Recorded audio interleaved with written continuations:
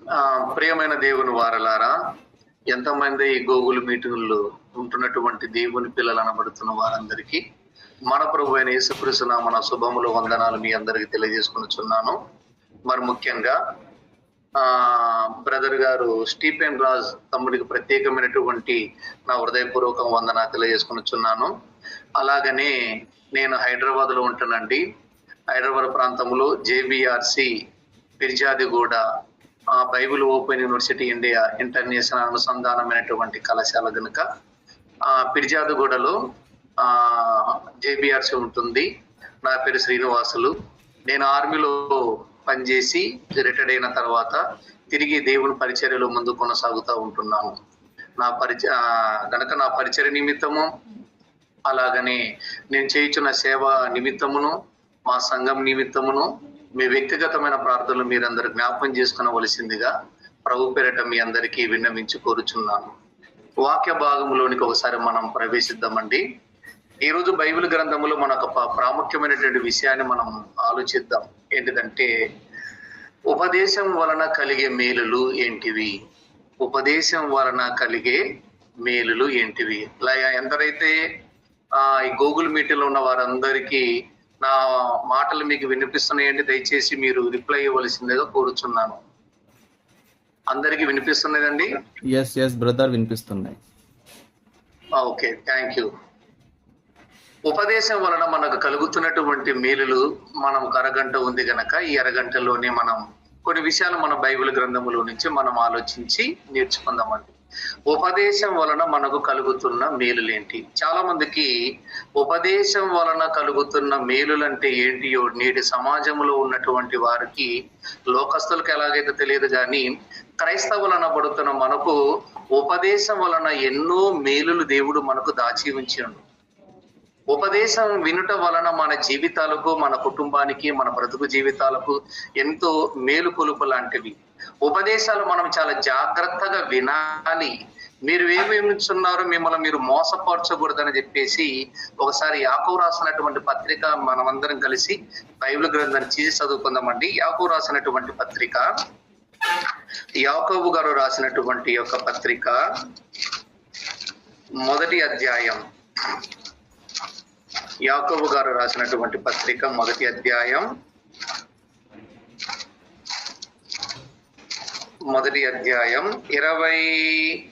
20 వచనం నుంచి నేను చదువుతున్నా. చూడండి, 20 వచనం నుంచి. ఎందుకనగా 21 చదువుతున్నా, క్షమించండి, 21. అందుచేత సమస్త కల్ముషమును, విర్రవిగుచున్న దుష్టత్వమును మాని లోపల నాటబడి మీ ఆత్మను రక్షించుటకు శక్తిగల వాక్యమును సాత్వికముతో అంగీకరించుడి అంటూ 22వ వచనం, యాకోబు రాసిన పత్రిక మొదటి 22. మీరు వినువారు మాత్రమై ఉండి మిమ్మల్ని మీరు మోసపుచ్చుకొనకుండా వాక్య ప్రకారంగా ప్రవర్తించిన వారే ఉండుడి అంటున్నాడు. అంటే వింటే మనము ఖచ్చితంగా మోసపోతాము. వింటున్నటువంటి మాటలు లేఖనసారముగా ఉంటుందా లేదా అని మనం ఖచ్చితంగా పరిశీలించే వారంగా ఉంటుండాలి క్రైస్తవులం అనబడుతున్న మన జీవితాలకు. ఎందుకు మనం లేఖనాలను పరిశీలించాలి? వాక్య ప్రకారంగా మనం ఎందుకు ప్రవర్తించాలి? వాక్య ప్రకారంగా ప్రవర్తిస్తే మనకు కలుగుతున్న మేలులేంటివి? ఆ మేలులు ఏంటియో ఒక్కొక్కటిగా మీకు నేను వివరిస్తూ ఉంటుంటాను. మీరు జాగ్రత్తగా నోట్ చేసుకోండి. వాక్యము మనం వినాలి. మొదటిగా విన్నటువంటి దానిని మనం ఏం చేయాలా? సాత్వికమైన మనసుతో స్వీకరించాలి. కొందరు దేవుడు వాక్యాన్ని వినటానికి కూర్చుంటారు, కానీ వాళ్ళలో ఏముంటదంటే సాత్వికమైన మనసు ఉండదు. ఈ గూగుల్ మీటింగ్ లో ఎంతమంది అయితే దేవుని పిల్లలు అనబడుతున్న వారు కూర్చొని దైవిక సంబంధమైన విషయాలు, మాటలు వినటానికి కూర్చున్న మీరందరూ ఎంతో అదృష్టవంతులు. మరి అదృష్టవంతులైనటువంటి మనము కొంతమంది గూగుల్ మీటింగ్లు వాక్యాన్ని వింటా ఉంటున్నప్పుడు ఒక పని చేస్తూ ఉంటారు. అక్కడ వెళ్ళి మంచినీళ్ళు తెచ్చుకోవటమో, గ్లాసు పట్టుకోవటమో, ఆ గూగుల్ మీట్ వాగుతా ఉంటుంటదిలే కనుక మన ఫేస్ ఏమైనా వాళ్ళకి కనిపిస్తుందా? ఎక్కడెక్కడెక్కడ గూగుల్ మీట్ లో ఫేసులు కనిపిస్తలే, నాది ఒక్కటే కనిపిస్తుంది అనుకుంటా. గనక ఎవరు చూస్తున్నారులే అని కొంతమంది ఏమైపోతారంటే, ప్రియమైన దేవుని వరలారా, గూగుల్ మీట్ లో ఉంటుంటా కూడా అక్కడ వాళ్ళ పనులు చేసుకుంటారు. చాలా తప్పు. ఉపదేశన మనం వింటున్నప్పుడు జాగ్రత్తగా ఒకసారి కూర్చోవాలి. కూర్చున్న తర్వాత మనం వాటిని రాసుకోవాలి. రాసుకున్న దానిని మనము పరిపూర్ణంగా వివేచన జ్ఞానముతో దానిని ధ్యానించే వారముగా ఉంటుండాలి. ధ్యానించడం అంటే అర్థం ఏం తెలుసా? నెమరు వేసుకోవడం. నెమరు వేసుకోవడం. మీరు ఎప్పుడైనా ఒక జంతువును చూసారా? ఏదైనా ఒక గడ్డి తిన్నా సరే, ఏదైనా సరే, అది తిన్న తర్వాత ఆ జంతువు ఏం చేస్తుంది అంటుంటే, ఒక ఆవు గాని బర్రె కానియండి, అది నెమరు వేసుకుంటుంది తన ఆహారాన్ని. మనము కూడా వాక్యాన్ని నెమరు వేసుకుంటూ ఉంటుండాలి. ఈరోజు చెప్పబోతున్నటువంటి అంశం ఏంటిది? ఆ అంశానికి సంబంధించిన మాటలు ఏంటివి? ఆ మాటలు మనం ఏ విధంగా రాసుకోవాలి? రాసుకున్న తర్వాత దానిని మనం ఏ విధంగా నెమరు వేసుకోవాలి?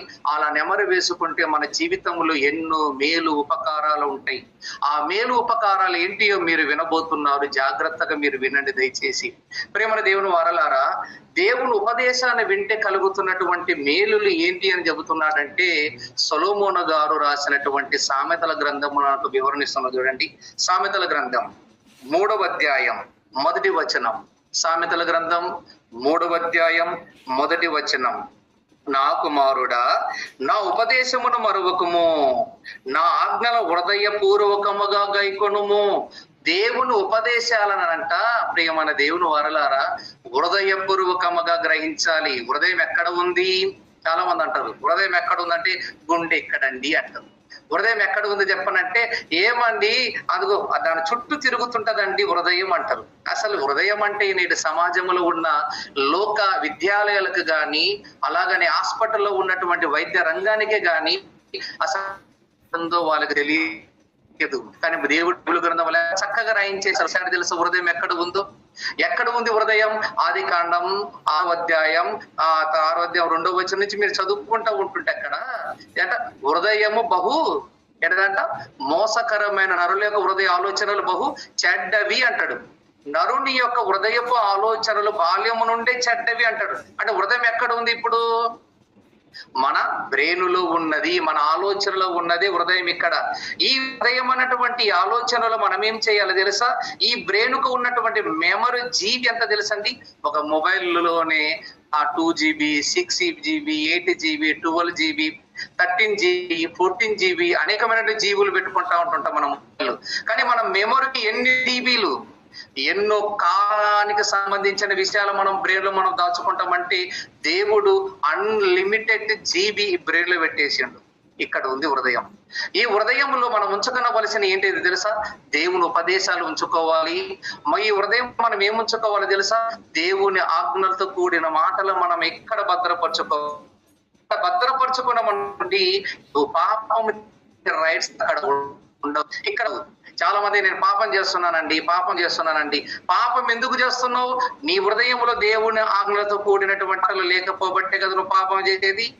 నువ్వు పాపం ఎప్పుడు చేయవు? హృదయంలో దేవుని వాక్యాన్ని పాపం చేసే అక్కడ ఆస్కారం లేదు కదా. గనుక ప్రియమైన దేవుని పిల్లలారా, మన జీవితాలలో దేవుని ఆజ్ఞగా గైకొనాలి.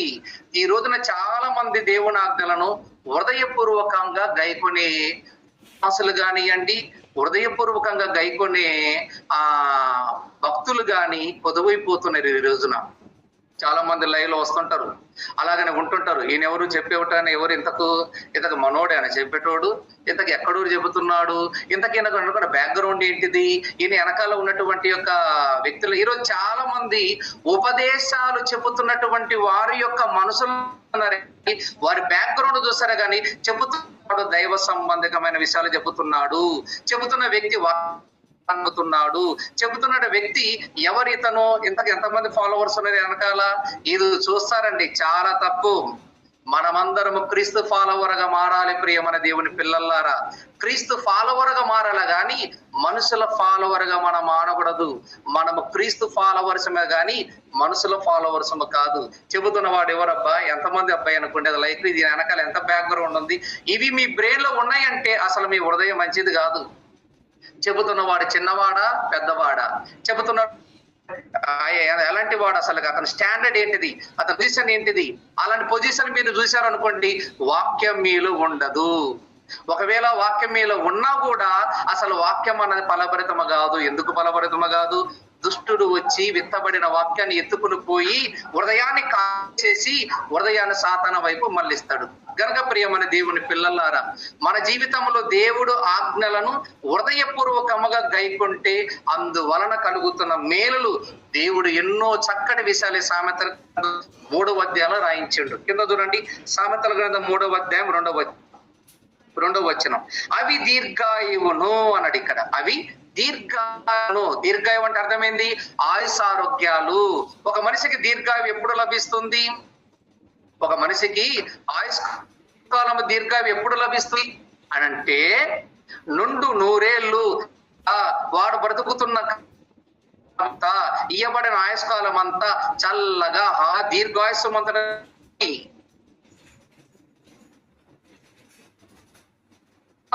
భక్తుని బ్రతకాలి. అలా దీర్ఘాయుడు తెలుసా అండి, రాజైనటువంటి హిజ్కియా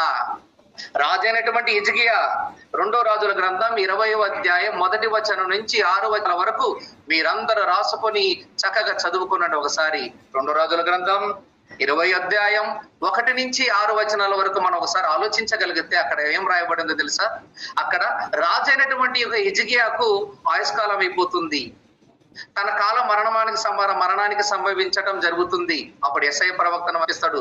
నాయన యెషయా ప్రవక్త, రాజైనటువంటి హిజ్కియా ఆయుష్కాలం అయిపోయింది, దీర్ఘాయువు నేను కొంతకాలం ఇచ్చేశాను, ఆయుష్కాలం అతనికి ఇంకా అయిపోయింది కనుక ఆ కుటుంబాన్ని చక్కదిద్దుకోమని ఒకసారి సమాచారం ఇచ్చినప్పుడు యెషయా ప్రవక్త వచ్చి రాజైన హిజ్కియాకు సమాచారం ఇచ్చారు. అప్పుడు రాజైనటువంటి హిజ్కియా ఏం చేశాడో తెలుసా అండి? అప్పుడు తలుపులు వేసుకొని మోకరిల్లి ప్రార్థన చేసి దేవుడికి ఒక విన్నవించుకుంటున్నాడు. ఏమని విన్నవించుకుంటున్నాడు? దేవా, నీ దృష్టికి నేనేమన్నా పాపం చేశానా? నేను నీతిపరుడను, యథార్థపరుడను, నీతిగా అనుసరించిన వాడను, నీ ఆజ్ఞల ప్రకారంగా నేను ప్రవర్తించిన వాడను కదా, నా ఆయుష్కాలం ఎందుకు తగ్గిస్తున్నావు? నాకు ఇంకా కొంతకాలం ఆయుష్కాలము కావాలి అన్నాడు. మంతు నీకు కోరికను దేవుడు నెరవేర్చాడా? నెరవేర్చిండు. ఎలా నెరవేర్చిండు? దేవుడి ఆజ్ఞలు తన హృదయములో భద్రపరుచుకున్నాడు గనక రాజైనటువంటి హిజ్కియా తాను బ్రతుకుతున్నంత కాలమంతా దేవుడు ఏం చేశాడో తెలుసండి, రాజైన హిజ్కియాకు మరొక సమాచారం పెడుతున్నాడు. మరణ శాసన రాసిన దేవుడే మరణ శాసనాన్ని మారుస్తున్నాడు. మరణ శాసనాన్ని రాసిన దేవుడే మరణ శాసనాన్ని మారుస్తున్నాడు. ఏమని మారుస్తున్నాడు? యెషయా, నువ్వు వెళ్ళు, నాకు హిజ్కియాకు చెప్పు. ఏమని చెప్పు? అతని ఆయుష్కాలం నేను 15 సంవత్సరాల ఆయుష్కాలాన్ని పెంచుతున్నానని చెప్పేసిందండి. ఎంత గొప్ప ఆధిక్యత చెప్పండి! ఎంత గొప్ప మేలు అనుభవిస్తున్న రాజైన హిజ్కియా 15 సంవత్సరాల ఆయుష్కాలం నేను రాజైన హిజ్కియాకి ఇచ్చుచున్నా. ఎలా ఇస్తున్నాడు దేవుడు అతనికి? అతని ఆయుష్కాలం దేవుడు ఎలా పొడిగించాడు? అతనికి 15 సంవత్సరాల ఆయుష్కాలం ఇచ్చాడంటే దేవుడికి నచ్చిన వాడు గనకనే దేవుడు ఇచ్చాడు ఆయుష్కాలం. అక్కడ అంటే మరణ శాసన రాసేవాడు దేవుడే, ఆ మరణ శాసనంలో నుంచి కూడా తప్పించేవాడు కూడా దేవుడే. అంటే దేవుడిని మన మరణ శాసన రాసి ఉంటున్నప్పుడు మన మరణ శాసనాన్ని తిరిగి మనము మార్చుకోగలమా? మార్చుకోగలం. ఎలా మార్చుకోగలవు? నీ భక్తి జీవితాన్ని బట్టి నువ్వు నీతిగా యథార్థపరుడవై భక్తిగా జీవిస్తూ దేవునికి నచ్చేవాడవుగా ఉంటే, దేవుని ఆజ్ఞల ప్రకారంగా నీ హృదయంలో వాక్యాన్ని భద్రపరచుకుంటే ఖచ్చితంగా దేవుడు నీ ఆయుష్కాలం ఎలా ఉంటుందో తెలుసా? దీర్ఘాయువుతో కూడిన ఆయుష్కాలను దేవుడు ప్రసాదిస్తాడు. అంటే ఉపదేశములు కలుగుతున్న మేలు మొదట ఏంటిది అంటున్నాడు? దీర్ఘాయువును. ఒకటి. రెండవది సుఖజీవంతో గడుపు సంవత్సరములను. ఈ రోజున ఎవరైనా సుఖజీవంతో గడుపు సంవత్సరాలు జీవిస్తున్నారంటవా? ఒక సంవత్సరం అంతా రోగం అంటాడు, మరొక సంవత్సరం జబ్బులు అంటాడు, మరొక సంవత్సరం అదంటాడు, మరొక సంవత్సరం ఏదంటాడు. ఎక్కడండి మానవుడికి సుఖ జీవితమైనటువంటి జీవితం ఉంది చెప్పండి? ఈ రోజున ఎంతమంది హాస్పిటల్ పాలవుతున్నారు చెప్పండి? ఎంతమంది హాస్పిటల్ చుట్టూ తిరగటం లేదు చెప్పండి? బాలుడు మొదలుకొని వృద్ధాపం ఉన్న వరకు ప్రతి వారు ఈ రోజున కూడా హాస్పిటల్ పేషెంట్ల సంఖ్య కిటలాడుతుంది. ఈరోజు హాస్పిటల్ సంఖ్య పెరుగుతుందో తెలుసా మీకు? కార్పొరేట్ హాస్పిటల్ ఎక్కువైపోతున్నాయి, ప్రభుత్వ హాస్పిటల్ కూడా ఉంటున్నాయి, కానీ పేషెంట్ల సంఖ్య అత్యధికమైపోతుంది. ఎక్కడుంది సుఖం? మనిషికి ఎక్కడైనా సుఖం ఉందా? ఎక్కడ సుఖం లేదు. నేను ఒకసారి కేర్ హాస్పిటల్కి వెళ్ళానండి. కేర్ హాస్పిటల్కి వెళ్ళిన తర్వాత బాడీ చెకప్, ఇయర్లీ నేను బాడీ చెకప్ చేయించుకుంటుంటా. కేర్ హాస్పిటల్కి వెళ్తున్నప్పుడు ఒక వృద్ధురాలు పాపం, ఆమె వయసు ఎంత తెలుసండి, 73 సంవత్సరాలు. 73 సంవత్సరాలు నా పక్కనే పేట ఆమె కూర్చున్నది. నేనేమో బాడీ చెకప్ వేసుకున్నా, దేవుడు దేవల దేవుడు ఆయుసారోగ్యాలు చక్కగా ఇచ్చిన నాకే. కానీ ఆమె ఏమంటుంది తెలుసా, బిడ్డ ఈ హాస్పిటల్ చుట్టూ తిరగలేకపోతున్నాను. ఎందుకు అమ్మగారు నువ్వు తిరగలేకపోతుంటే, నా కాళ్ళు నొప్పులు, నా శరీరంలో భయంకరమైనటువంటి ఆవేదన, నా శరీరంలో నొప్పులతో నేను భరించలేకపోతున్నా. వీళ్ళందరికేమో నేను చూడటానికి బాగానే ఉన్నా, నా శరీరం అటువంటి అంతరేంద్రియాలన్నీ అసలు పని చేయకుండా పోతున్నాయి, దెబ్బతింటున్నాయ్యా, చచ్చిపోవాలనుకుంటున్నాను, డాక్టర్ని కోరుకుంటున్నా, నాకు ఏదో ఒక టాబ్లెట్ ఇచ్చి చంపేయండి అని. ప్రియమైన దేవుని వారలారా ఆలోచించండి. సుఖ జీవంతో గడుపు సంవత్సరాలు ఆ వృద్ధురాలకు ఉన్నాయంటారా? సుఖ జీవంతో గడుపుతున్న సంవత్సరాల వృద్ధురాలకు ఉన్నాయా? అబ్రహాము బ్రతుకుతున్న కాలం ఎంతో తెలుసండి, 175 సంవత్సరాలు. ఆయన బ్రతుకుతున్న 175 సంవత్సరాలలో అబ్రహాముకు దేవుడు సుఖ జీవంతో గడుపు సంవత్సరాల దేవుడు ఇవ్వలేదా? ఆయన బ్రతుకుతున్న వృద్ధాపములే కదా ఆయన బ్రతికింది. వృద్ధాపములో ఉన్నటువంటి ఒక అబ్రహాము ఆయన ఎలా జీవించాడు ఒకసారి మీరు ఆలోచించారు ఏనాడైనా? ఎలా జీవించాడు? దేవుని ఉపదేశాలు గ్రహించిన వాడు అబ్రహాము. అందుకే యాకోబు గారు అబ్రహాము ఒక మాట రాస్తున్నది చూడండి. యాకోబు గారు రాసినటువంటి పత్రిక, యాకోబు రాసినటువంటి పత్రిక 2వ అధ్యాయము 23వ వచనం. యాకోబు గారు రాసిన పత్రిక 2వ అధ్యాయము 23వ వచనం. 23 కాబట్టి అబ్రహాము దేవుని నమ్మెను, అది అతను నీతిగా ఎంచబడెను. ప్రియమైన దేవుని వారలారా, అబ్రహాము దేవుని నమ్మేను, అది అతనికి నీతిగా అంటూ అను లేఖనము నెరవేర్చబడెను, మరియు దేవుని స్నేహితుడని అతనికి పేరు కలిగెను అంటూ 24వ వచనం. మనుషుడు విశ్వాస మూలన మాత్రము కాక క్రియల మూలనను నీతిమంతుడని ఎంచబడునని మీరు దీని వలన గ్రహించితిరి. అంటే అబ్రహాము ఏ విధంగా నీతిమంతుడు? నమ్ముట వల్ల నీతిమంతుడా? నమ్మేవారు ఎంతమంది లేరండి ప్రియమైన దేవుని పిల్లలారా? నమ్మేవారు ఎంతమంది లేరు? నమ్మేవారు కోట్ల సంఖ్యలో ఉన్నారు. కానీ ఏమండి, క్రియల మూలముతో కూడిన విశ్వాసం ఈ రోజున విశ్వాస జీవితాలలో ఎక్కడ కనిపించవు. ఒక సహోదరుడు అంటే మరొక సహోదరుడు మరొక సహోదరుడు పక్కింటోళ్ళకు పడరు. ఎందుకు అంటే క్రియల మూలంగా మనము నీతిమంతులముగా తీర్చబడాలి, కానీ నమ్ముట వలన నీతిమంతుడు కాదు అబ్రహాము. చాలా మంది షార్ట్కట్ చెప్పేస్తారు. ఏంటిది? అబ్రహాము దేవుని నమ్మెను, అతను నీతిగా ఎంచబడెను. అబ్రహాము నమ్మినంత మాత్రం నీతిమంతుడు అయ్యాడా? అబ్రహాము నమ్మటంలో నీతిమంతుడు కాదు. నమ్మి బాప్తిస్మము పొంది రక్షింపబడ్డ తర్వాత నీ విశ్వాస తెలుసా, మరణం అంతము వరకు నీ క్రియలు ఆత్మ సంబంధమైన క్రియల రూపంగా ఫలించి ఆత్మ సంబంధముగా మనం మారాలి. ప్రియమైన పిల్లలారా, మన జీవితాలలో క్రియల మూలముతో కూడిన విశ్వాసము కావాలి, కానీ మాట ద్వారా వచ్చే విశ్వాసం దేనికి చెప్పు? నేను దేవుని నమ్మినానండి, ఏది క్రియలు నీకాడా? నమ్మిన బాగానే ఉంది, క్రియలేవి? క్రియలు కనిపించడం లేదే. ఇంత క్రియ అంటే ఏంటిదని మీకు ఒక డౌట్ రావచ్చు. క్రియ ఏంటిది? క్రియ పేతురు గారు ఒక మాట రాస్తున్నారు చూడండి. పేతురు గారు రాసినటువంటి 2వ పత్రిక, పేతురు గారు రాసిన 2వ పత్రిక 1వ అధ్యాయం, పేతురు గారు రాసినటువంటి మొదటి అధ్యాయం 5వ వచనం నుంచి చదువుతున్నది చూడండి. 5వ వచనం. ఆ హేతువు చేతనే మీ మటుకు మీరు జాగ్రత్త గలవారై మీ విశ్వాసమందు అన్నాడు. మొదటి పాయింట్ ఏలైన పేతురు గారు, మీ విశ్వాసమందు అంటే విశ్వాసమందు అమర్చబడి ఉన్నాయో పేతురు గారు ఒక్కొక్కటి క్లారిటీగా వివరించుకుంటూ వస్తున్నాడు. ఏంట విశ్వాసానికి అనుగుణంగా ఉన్న కొన్ని మాటలు పేతురు గారు వివరిస్తున్నాడు. విశ్వాసమందు అన్నాడు. విశ్వాసం అంటే అర్థం ఏంటిది? అదృశ్యమైన దేవుణ్ణి దృశ్యమై ఉన్నట్టుగా నమ్ముట విశ్వాసం, లేని దానిని నమ్ముట విశ్వాసం. వినుట వలన విశ్వాసం కలుగును, వినుట క్రీస్తు గురించిన మాటల వలన కలుగుతున్నది విశ్వాసం. అంటే విశ్వాసం ఎలా రావాలి? వాక్యము ద్వారా రావాలి. ఇప్పుడు వాక్యము ద్వారా మనకు విశ్వాసం వచ్చింది, నమ్మేసినవు, విశ్వాసం వచ్చింది. ఇప్పుడు విశ్వాసాన్ని మనం ఏం చేయాలి? కాపాడుకునే పనిని చేయాలి. ఎలా కాపాడుకోవాలంట? విశ్వాసమందు సద్గుణము, ఒకటి సద్గుణమును, తర్వాత ఏమంటాడు? సద్గుణమును, సద్గుణమునందు జ్ఞానమును, జ్ఞానమునందు ఆశా నిగ్రహమును, ఆశా నిగ్రహమునందు సహనమును, సహనమునందు భక్తిని. భక్తికి ఇవన్నీ నిదర్శనాలు ప్రియమన దేవుని వారలారా అంటూ మళ్ళీ ఏమంటున్నాడు ఇక్కడ? భక్తి యందు సహోదర ప్రేమను, సహోదర ప్రేమందు దయను,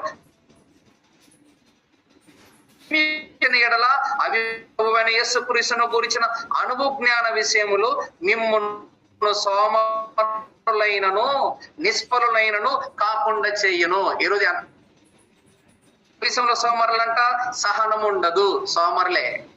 ఆశా నిగ్రహం సోమరులే.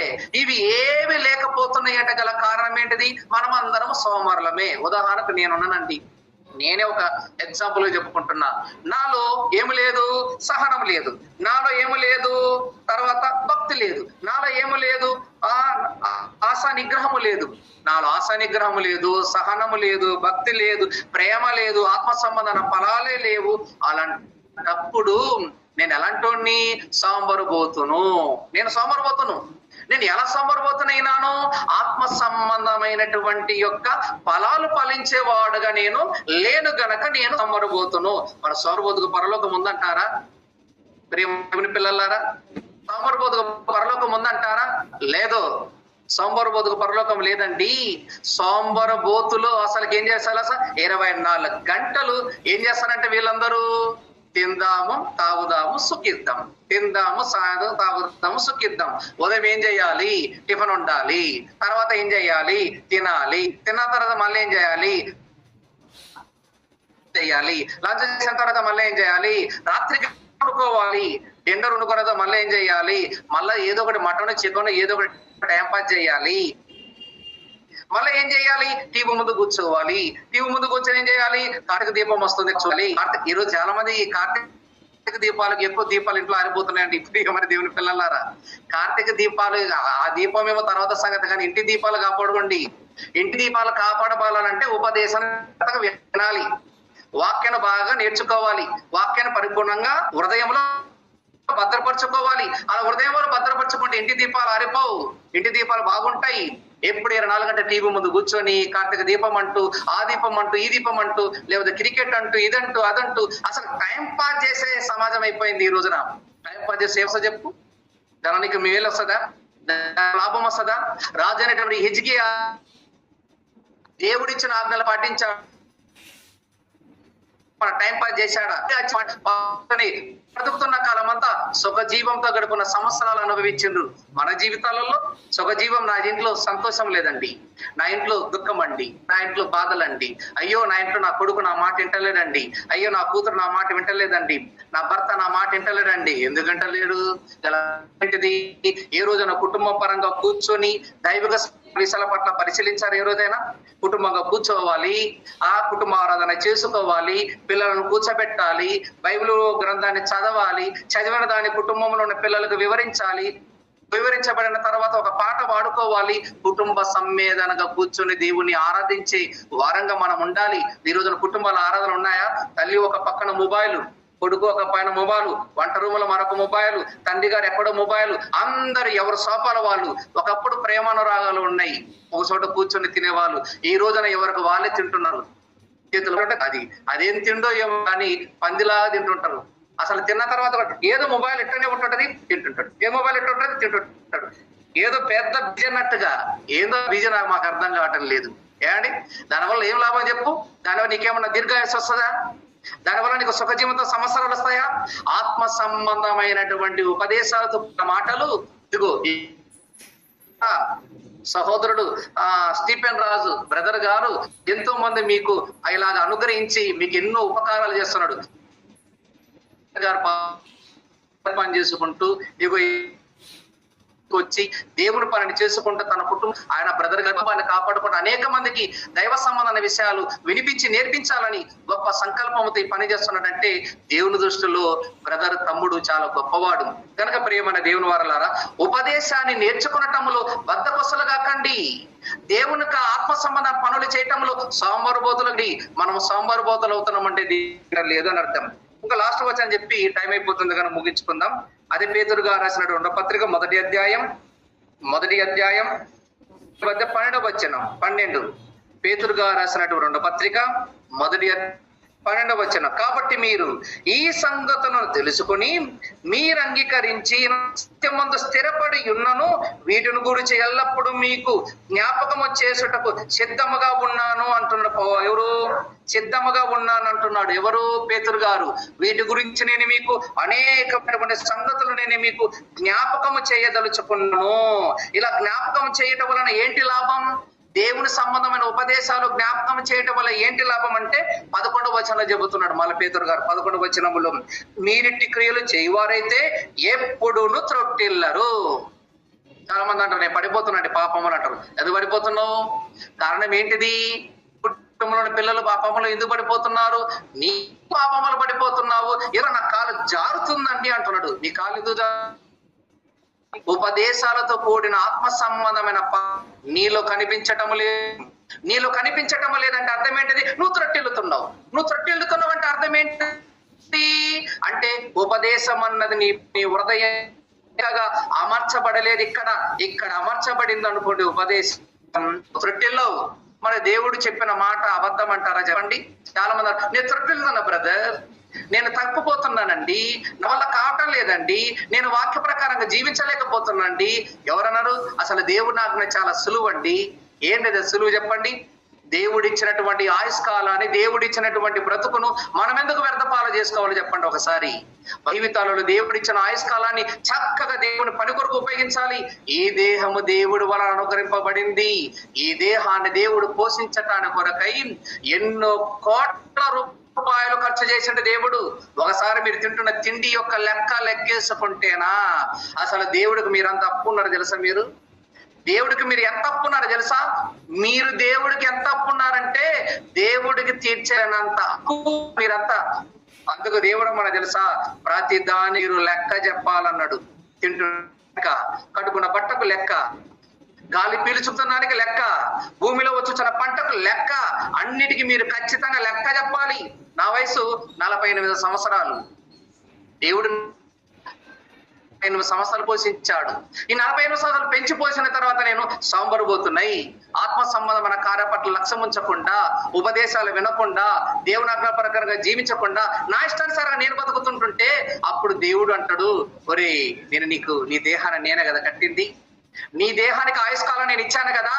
దీర్ఘాయు 60 అని, ఒకటికి 40 అని, ఒకటి 50 అని, ఒకరైతే 23 సంవత్సరాలుగా చచ్చిపోతున్నారు తెలుసా మీకు? అంటే వాని పాపం అత్యధికంగా పండుతుంది. ఎక్కువ పాపాలు చేయకండి. ఎక్కువ పాపాలు చేశారు అనుకోండి, నీ పాపాలు పండి పండి పండి పండి చివరికి మరణం కట్టుంది. ఆ మరణమే నిత్యాగ్ని దండన. నిత్యాగ్ని దండనకి వెళ్ళగాకండి ప్రేమన దేవుని వరలారా. ఒక సహోదరుడుగా మీ మేలును కోరుతున్నటువంటి ఒక వ్యక్తి, మీ మేలును కోరుతున్న ఒక మంచి సహోదరుడుగా నేను ఒకటే కోరుతున్నాను. ఏంటిదంటే మనం వారంగా ఉండొద్దు. ఉపదేశాలను చక్కగా విని రాసుకొని దానిని ధ్యానం చేసుకుంటూ నెమరు వేసుకొని దేవుని యొక్క ఉద్దేశాలు నెరవేర్చే గొప్ప పిల్లలంగా ఉండాలి ఈ భూమి మీద. నిన్ను నువ్వు రక్షించుకోవటం కాదు, ఎదుటివాడిని కూడా రక్షించాలి. నువ్వు మంచి మార్గం నడచడం కాదు, ఎదుటి కూడా మంచి మార్గం నడిపించడానికి ప్రయత్నం చెయ్యాలి. ఒక ఆత్మను మంచి మార్గంలో నడిపించితే పరలోకమందున కన్న తండ్రి ఎంతగా సంతోషండి. ఆ సంతోషముల పాలిభాగంలో నీవు నేను మనమందరం పాలిభాగస్థలమై పిల్లలుగా గొప్పవారం గనక దేవుడిచ్చిన ఆయుష్కాలాన్ని మనం తగ్గించుకునే వారంగా ఉండొద్దు. 10 దాని వలన కలుగుతున్న మేలు లేని చెప్పు. నెంబర్ 1 దీర్ఘాయువు, నెంబర్ 2 సజీవితం గడప, నెంబర్ 3 సలిబలం ఉన్నాయి కదా. శాంతి. ఎక్కడైనా ఉందంటారా శాంతి ఈ రోజున కుటుంబాలలో? ఎక్కడ లేదు. ఏ కుటుంబంలో కనిపించదు. దేవుడు నమ్మినానంటారు కానీ కుటుంబం అనే శాంతి లేదు. దేవుడు నమ్మినానంటారు కానీ ఎక్కడ కానీ శాంతి కనిపించటం లేదు. శాంతి అంటే ఉపదేశాన్ని మన హృదయంలో భద్రపరచుకొని దేవుని కొరకు ఉన్నతంగా మనమందరము దేవుని ఆజ్ఞలను అనుసరించి పాటించే పిల్లలమై ఉండాలి. దేవుని ఉపదేశాన్ని అనుసరించారు, దేవుని ఉపదేశాన్ని పాటించే గారు ఉన్న ఉపదేశాలను అనుసరించిన యోబు గారు ఉన్న ఎందరో భక్తులు సమయలు గారు ఉన్నారు. వీటన్నిటి గురించి అంటే సరిపోదు. ఈ సమయాన్ని నాకు ఇచ్చినందుకు, ఈ సమయాన్ని అనుగ్రహి సంతోషిస్తున్నాను. తల వంచిన ఎడల కళ్ళు మూసుకునే పలు కొరకై దేవుడు ప్రార్థించుకుందామండి. Thank you. మా మనమిక్కులుగా ప్రేమించిన మా ప్రియ తండ్రి, మాటలు నీ పిల్లలు విడిచిపెట్టకుండా అటు ప్రకారంగా అనుసరించి నీ కొరకు ఉన్నతంగా బ్రతికి నీ ఆశయాలను నెరవేర్చి భాగ్యాన్ని సహాయం చేయండి. నీ పిల్లలు అతి తక్కువగా ఈ గూగుల్ మీట్ ద్వారా నా తండ్రి విన్న మాటలు విడిచిపెట్టకుండా నీ ఉపదేశాలు విని గొప్ప మేలులు పొందుకే కృపను నీ పిల్లల బ్రతుకు జీవితాలకు మీరు ప్రసాదిస్తారని కోరుకుంటూ నూరేళ్ళు మీకు రాసి అలా బ్రతుకుతున్న కాలమంతా సుఖంతో గడుపు సంవత్సరాలు వారి బ్రతుకు జీవితాలకు మీరు ప్రసాదిస్తారని కోరుకుంటూ క్రీస్తునామమున ప్రార్థించండి వేడుకొనుచున్నాము కన్న తండ్రి. ఆమేన్. Thank you. వందనాలు.